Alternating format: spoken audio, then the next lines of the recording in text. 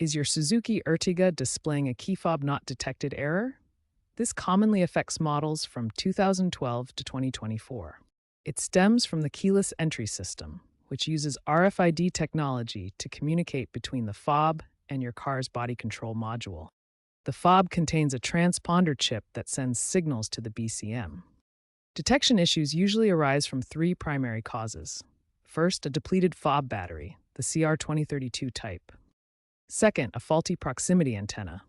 Third, a loss of synchronization between the fob and the BCM. Also, ensure there isn't excessive electromagnetic interference that may be causing the issues. Recent firmware patches have improved reliability, so software can also be a factor. The easiest solution is to replace the key fob battery with a fresh CR2032 lithium battery.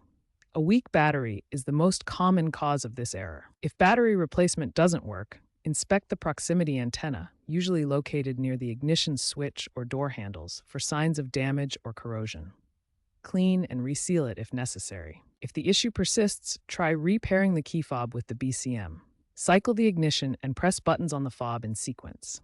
Search for Ertiga key fob pairing reset for exact steps for your model.